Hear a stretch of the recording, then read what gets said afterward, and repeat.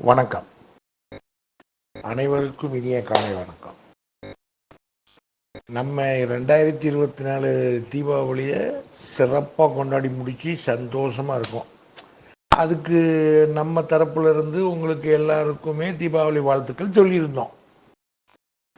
இப்பூ உலகில் வாழும் நாம் நமக்குள் வாழ்த்து பரிமாறிக்கொள்கிறோம். அது நடப்பு யதார்த்தம். ஆனால் இன்று சொர்க்கத்தில் இருந்து நமக்கு வாழ்த்து செய்தி வந்திருந்தது.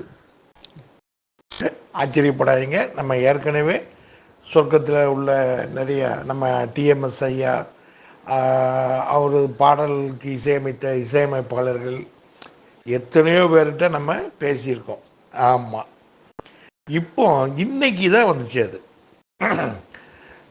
அது என்ன தீபாவளி வாழ்த்து, சென்ற வாரமே நம்மளுக்கு எல்லாருக்கும் வாழ்த்து சொல்லியிருக்கிறோம், கொண்டாடி முடிச்சாச்சு. இன்னைக்கு தான் வந்துச்சு சொர்க்கத்திலிருந்து. குறிப்பாக யாருக்குன்னு கேட்டிங்கன்னா சிங்கப்பூர் திராவிட செல்வனுக்கு.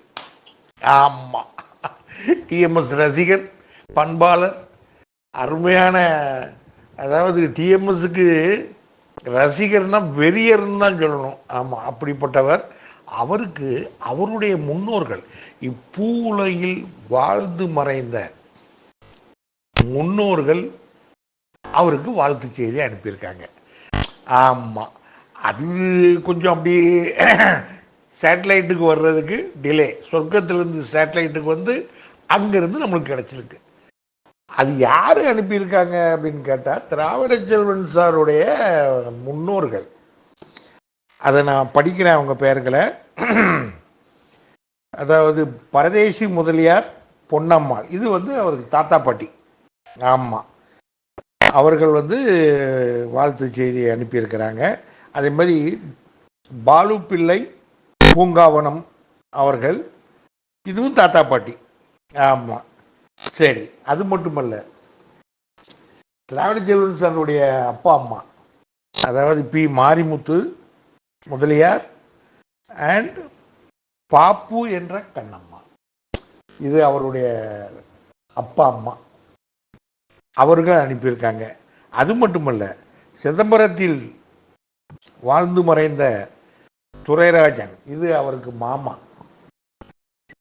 அதே போல சிதம்பரத்திலே வாழ்ந்து மறைந்த செல்வநாதன், அவரும் திராவிட செல்வன் சாருடைய மாமா. மற்றும் சீர்காழியில் வசித்து இவ்வுலகை விட்டு சென்ற மறைந்த பக்ரிச்சாமி, அதுவும் அவருக்கு மாமா தான் அவர்கள்.